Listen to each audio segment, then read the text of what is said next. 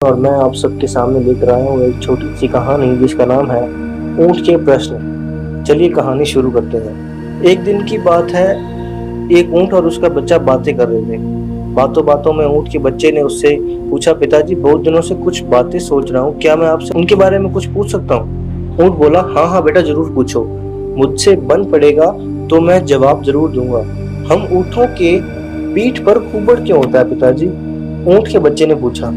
ऊंट बोला, बेटा हम रेगिस्तान में रहने वाले जीव हैं, हमारे पीठ में कुबड़ इसीलिए है ताकि हम इसमें पानी जमा करके रख सकें। इससे हम कई दिनों तक बिना पानी के रह सकते हैं। अच्छा, और हमारे पैर इतने लंबे और पंजे गोलाकार क्यों हैं? ऊंट के बच्चे ने दूसरा प्रश्न पूछा।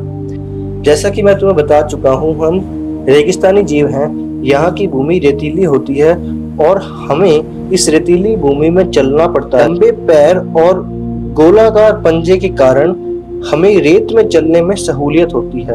अच्छा, मैं हमारे पीठ में कुबड़, लंबे पैर और गोलाकार पंजों का कारण तो समझ गया, लेकिन हमारी घनी पलकों का कारण मैं समझ नहीं पाता। इन घनी पलकों के कारण कई बार मुझे देखने में परेशानी भी होती है। ये इतनी घनी क्यों है? ऊंट का बच्चा बोला। बेटे, ये पलकें हमारी आंखों की रक्षा कवच हैं। ये रेगिस्तान की धूल से हमारी आंखों की रक्षा करती हैं। अच्छा, अब मैं ये भी समझ गया।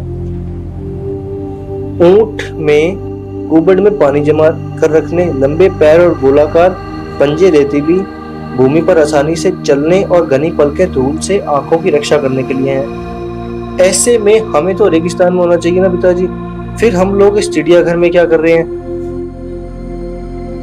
इस कहानी से हमें क्या सीख मिलती है?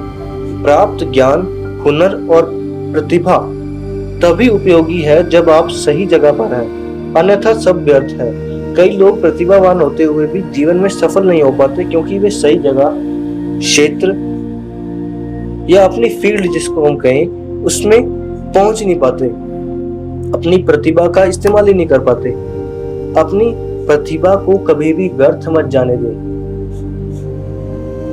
इतनी सी थी ये कहानी। धन्यवाद।